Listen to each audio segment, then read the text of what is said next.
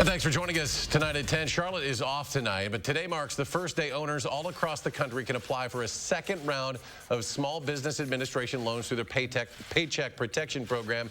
It stems from the $484 billion bill that passed Congress and was signed by the president last week. And as the pandemic hits communities of color especially hard, the economic toll may be disproportionately as well. Madeline O'Neill live outside the Madison Black Chamber of Commerce with why some experts believe about 90% of minority-owned business owners may be shut out of the Paycheck Protection Program. Maddie?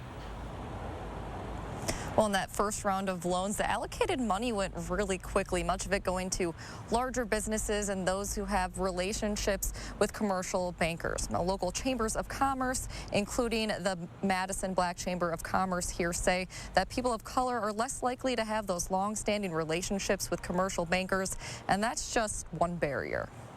Some of our members already are saying that they're not coming back. Small businesses everywhere are struggling. For me, it's really concerning that there's this wonderful, resource out there, but one, they can't access. Jessica Cabezos, CEO and president of the Latino Chamber of Commerce of Dane County, says minority-owned businesses face additional challenges, like being less likely to have a cushion during times like this. The equity gap is there. It's historic. She says barriers to receiving business loans from the Small Business Administration as part of the Paycheck Protection Program include a lack of relationships with commercial bankers and not enough clear information provided with the time necessary to gather information for the application. So that really created a divestment in communities of color and minority-owned businesses, women and veteran-owned from the get-go. Of course, they're being hit especially hard. President of the Madison Black Chamber of Commerce, Camille Carter, says as minority communities are disproportionately affected by COVID-19, the pandemic bleeds into business life as well. I've been personally affected and had lost a family member just recently in Detroit.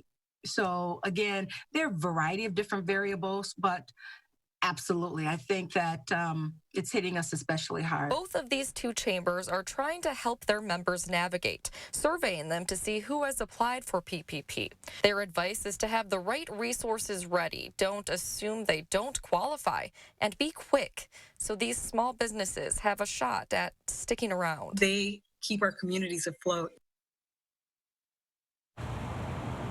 With this second round of loans, business owners can apply through non-bank lenders using things like QuickBooks and accounting software that Cabezos recommends using. She also cautions people, be careful what you sign, and you don't want to be spending any money on these applications.